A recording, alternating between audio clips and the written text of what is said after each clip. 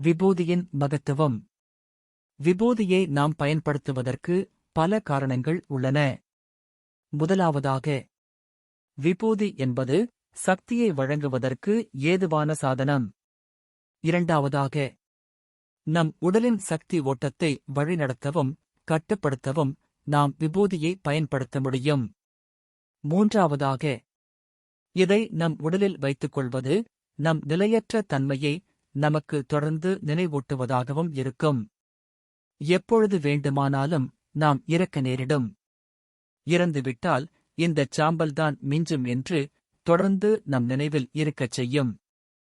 யோகிகள் எப்போதும் சுடுகாட்டிலிருந்து எடுக்கப்பட்ட சாம்பலைத்தான் பயன்படுத்துவார்கள். அப்படி பயன்படுத்த முடியாது என்றால் அதற்கு ஒரு மாற்றாக பசுவின் சாணத்தை உபயோகிக்கலாம். அத்துடன் வேறு சிலவற்றையும் கலந்துதான் விபூதி செய்வோம் என்றாலும் அடிப்படை பொருள் பசுவின் சாணம்தான். இந்த சாம்பலையும் உபயோகிக்க முடியவில்லை என்றால் அடுத்ததாக அரிசியின் உமியைக் கொண்டு தயாரித்த விபூதியை பயன்படுத்தலாம். இது உடல் என்பது பிரதானம் அல்ல, அது வெறும் உமி என்பதை குறிக்கும். இந்த உண்மையை நாம் அறிந்து கொள்வதால் நம்மிடம் இருக்கும் கெட்ட குணங்களான கோபம், ஆணவம், திமிர், பொறாமை, கர்வம், அகங்காரம், வன்மம் ஆகியவை அழிந்து போகும்.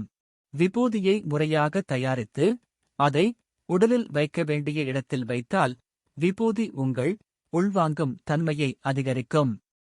அது மட்டுமல்லாமல் இதை நம் உடலில் எங்கு வைக்கிறோமோ அவ்விடத்தின் கிரகிக்கும் திறன் அதிகரித்து நாம் உயர்ந்த பரிமாணத்தை நோக்கிச் செல்ல வழி செய்கிறது.